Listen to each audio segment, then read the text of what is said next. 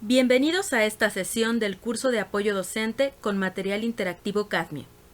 En esta ocasión, revisaremos la lección Introducción a la Química de Coordinación. Acompáñanos. En esta lección, explicaremos la constitución de un compuesto de coordinación, un poco de historia de esta química y los aspectos fundamentales del enlace en estos sistemas. Un compuesto de coordinación es una entidad formada por la interacción de un metal, generalmente de transición, con distintas especies, neutras o cargadas, denominadas ligantes. Entre las características físico-químicas más interesantes de estos compuestos están sus estructuras tridimensionales y sus colores vistosos. Los compuestos de coordinación tienen sus aplicaciones más importantes en los campos de la catálisis. En la imagen se presenta el catalizador de Groves, que es un compuesto de rutenio y es utilizado en una amplia variedad de transformaciones a nivel industrial. Otra de las áreas de aplicación de estos compuestos es la química medicinal. Uno de los agentes quimioterapéuticos más utilizado es el cisplatino. Y el análisis químico. Los compuestos de coordinación con el ligante EDTA son utilizados para normalizar la concentración de metales en estándares analíticos. Esta variedad de compuestos se conoce desde la antigüedad. Por ejemplo, el rojo de alizarina es un derivado hidroxiantraquinona que contiene calcio y aluminio. Es quizá el compuesto de coordinación más antiguo conocido. Fue utilizado en India, Persia y Egipto hacia el 1600 a.C. Para el año 1600 de nuestra era, el alquimista Andreas Libavius sintetiza el compuesto tetramin-cobre al hacer reaccionar agua de calcio, sal amónica y latón, que es una aleación de cobre y zinc. De entre los compuestos de coordinación, quizás el más conocido es el azul de Prusia. Este contiene hierro en diferentes estados de oxidación, 2 y 3. Y fue obtenido accidentalmente por fabricantes de colores en Berlín en 1704. En 1798, un químico de apellido Tasser reporta la obtención de una disolución caoba a partir de la adición de un exceso de amoníaco acuoso a disoluciones de cloruro de cobalto. Lamentablemente, Tasser no pudo aislar ningún compuesto y por tanto tampoco pudo seguir con su investigación. Sin embargo, se sabe que de esa disolución derivan los compuestos de amin-cobalto. El estudio moderno de lo que hoy conocemos como química de coordinación inicia con estos compuestos. Dos hombres, Sophus Math Jorgensen y Alfred Werner, comenzaron esta carrera. Ambos eran químicos sagaces, no solo en el ámbito de la síntesis o del laboratorio, sino también en el campo de la interpretación y la teoría. 120 años después, se puede concluir que Jorgensen estaba equivocado y Werner estaba en lo cierto. De hecho, Werner fue el primer químico inorgánico al que se le otorgó el premio Nobel. Esto en 1913, debido a su trabajo en este campo. Sin embargo, las contribuciones de Jorgensen no se deben menospreciar, ya que como químico, su trabajo experimental fue de extraordinaria calidad y si no hubiera estado influido por las teorías de enlace propias de su época, seguramente hubiera obtenido los mismos resultados y fama que Werner.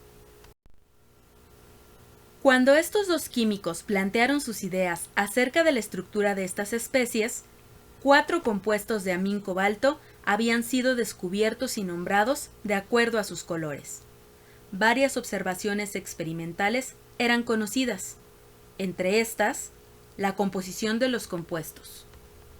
Que la adición de nitrato de plata o disoluciones que contienen estas sales metálicas produce diferentes cantidades de cloruro de plata.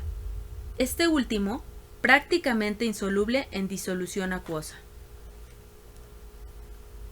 Uno de los hechos más interesantes era la existencia de dos compuestos con la misma composición y la misma reactividad frente al nitrato de plata, pero con una notable diferencia en color: el complejo práseo y el complejo bióleo. Adicionalmente, en esa época, Arrhenius propone su teoría de la disociación electrolítica. Este hecho promovió significativamente el desarrollo de la teoría de los compuestos complejos. Para explicar estas observaciones, Christian Wilhelm Blomstrand, quien fuera maestro de Jorgensen, desarrolló la teoría de las cadenas. Dicha teoría sería modificada por su alumno años más tarde. Esta teoría propone que las moléculas de amoníaco pueden formar cadenas así como lo hace el metileno, involucrando un nitrógeno pentavalente, un concepto común en esa época. Finalmente, para explicar su reactividad, Jorgensen y Blomstrand reconocen dos tipos de halógenos. Los primeros, unidos a las cadenas de amoníaco y que reaccionan con el nitrato de plata para formar el cloruro correspondiente, y los segundos, cuya unión directa al metal impide su reacción para formar el precipitado. Los primeros se reconocen como halógenos precipitables y los segundos como no precipitables. En un ejemplo clásico del destello de un genio, un joven ayudante de profesor de la Universidad de Zúrich, Alfred Werner, a finales del año 1892, despierta cerca de las 2 de la mañana de un sueño donde había resuelto el acertijo de la constitución de lo que llamó compuestos moleculares. Escribiendo copiosamente hasta las 5 de la tarde del día siguiente, termina su obra más famosa, Contribución a la constitución de los compuestos inorgánicos, que le daría a la postre el premio Nobel. Werner rompe abruptamente con los paradigmas del enlace de su época. En su teoría, propone lo que se conoce como valencia primaria o ionizable, Utvalence, que posteriormente se conocería como estado de oxidación, y valencia secundaria o no ionizable, Nebenvalence, que más tarde sería el número de coordinación. Mientras que la valencia primaria puede ser satisfecha solo por aniones, la secundaria puede ser compensada por aniones o especies neutras. Esta propuesta explica el comportamiento electrolítico de los compuestos. La especie compuesta por el metal y las moléculas que satisfacen la valencia secundaria existen como unidades discretas en disolución y forman lo que se denomina complejo. Pero la teoría de Werner va más allá, pues ayuda a explicar no solo la constitución, la manera en que están enlazados los constituyentes, sino también la configuración de los compuestos, su arreglo espacial. Para los compuestos que tienen 4 moléculas de amoníaco, es posible considerar 2 arreglos. La primera, donde los halógenos están dispuestos a 180 grados uno del otro, y la segunda, donde estos se encuentran en posiciones adyacentes. Estos 2 arreglos explican la existencia y las observaciones hechas sobre los complejos práseo y bióleo, que más tarde serían conocidos como compuestos trans y cis respectivamente. La gran capacidad de explicar los hechos experimentales permite proponer a Werner como vencedor en la carrera por la dilucidación de la composición y la estructura de los compuestos de coordinación. Sin embargo, los hallazgos experimentales de Jorgensen posibilitaron en gran medida el desarrollo de esta teoría. Para tener una idea de la forma en que el metal y el ligante se enlazan a nivel molecular para formar la entidad denominada complejo, es necesario hacer un paréntesis y conocer un poco sobre las interacciones denominadas donador-aceptor. En un enlace covalente típico entre dos especies A y B, cada especie aporta un electrón para formar el enlace. Existe otro tipo de interacción que se denomina donador-aceptor. En esta, una especie A deficiente acepta densidad electrónica de una especie B que posee la capacidad de donar pares electrónicos. A la especie deficiente se le denomina ácido, a la especie donadora, base, y a la especie formada por el par donador-aceptor, aducto de Lewis, ya que estos conceptos fueron descritos por primera vez por Gilbert Newton Lewis en 1923. Este tipo de enlace se conoce también como enlace dativo, semipolar o covalente coordinado. El enlace en un compuesto de coordinación es del tipo descrito anteriormente. Un catión metálico, generalmente del bloque D o de transición, es deficiente de electrones y por lo tanto se comporta como un ácido de Lewis. Un ligante generalmente es una especie cargada o neutra y que en su estructura posee uno o más heteroátomos. Se comporta como una base de Lewis y proporciona el par electrónico indispensable para formar el enlace y por ende la entidad de coordinación. Aquí vale la pena hacer un paréntesis. A este tipo de entidades se les ha denominado como compuestos complejos. Sin embargo, este término no es correcto. Antes de la teoría de Werner y de la llegada de las teorías enlace modernas, estas sustancias se denominaron así, ya que su constitución y su forma de enlace no se entendía, es decir, era compleja, complicada.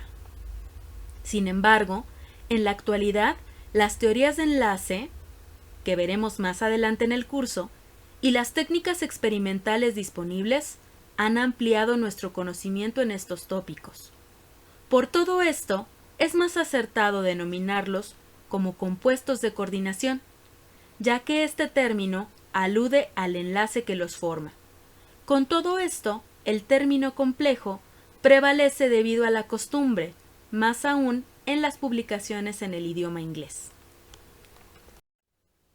Ahora, y para terminar esta lección, profundizaremos en el conocimiento de los ligantes y sus clasificaciones. La primera de ellas se da en torno a su denticidad. Este término proviene de los vocablos latinos y griegos y significa diente o mordida. Este parámetro aporta información sobre el número de heteroátomos de un solo ligante que se pueden unir al centro metálico. Existen ligantes monodentados como el agua, nuestro viejo conocido el amoníaco y los halógenos. También hay ligantes bidentados como el dianión oxalato y la etilendiamina, tridentados como los ligantes tipo pinza y tetradentados como este donador N2S2.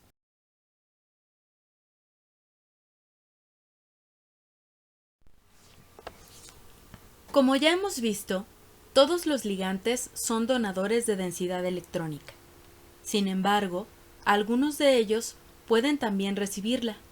Asimismo, pueden donar o recibir desde diferentes orbitales. Atendiendo a esta descripción, existe la clasificación de los ligantes por el tipo de donador-aceptor que estos son. La mayoría de los ligantes poseen orbitales tipo sigma, los cuales son capaces de donar pares electrónicos a orbitales del metal. Son orbitales sigma porque se encuentran ubicados en el eje formado por los núcleos de los átomos participantes del enlace. Un ejemplo clásico de un donador sigma es el amoníaco. Otros ligantes como el agua poseen electrones alojados en orbitales perpendiculares al eje principal, que también pueden donar densidad electrónica.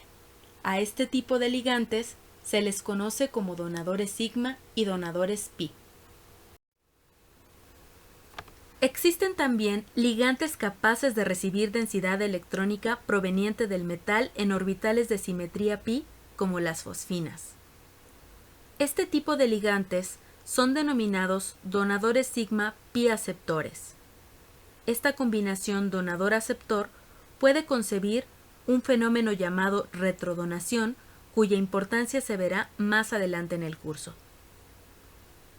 Un tipo especial de la interacción entre un metal sigma donador pi aceptor se da en los llamados complejos pi. En esta interacción, el enlace pi de la olefina se coordina al metal como donador sigma, mientras que los orbitales D llenos del metal donan densidad electrónica por retrodonación a los orbitales pi de antienlace de la olefina. La formación de complejos pi de hidrocarburos insaturados con metales de transición permite activar los compuestos insaturados, lo cual es crucial en procesos catalíticos de transformación de hidrocarburos, tales como hidrogenación, oligomerización, polimerización, ciclación, hidroformilación, isomerización y oxidación. Hasta aquí, no se había mencionado la existencia de los enlaces metal-carbono, pero tal es su importancia que tienen asignado su propio campo, la química organometálica, que forma parte de los cursos avanzados de química inorgánica. Por último, existen ligantes capaces de donar densidad tipo sigma y pi y recibir densidad en orbitales disponibles con simetría pi.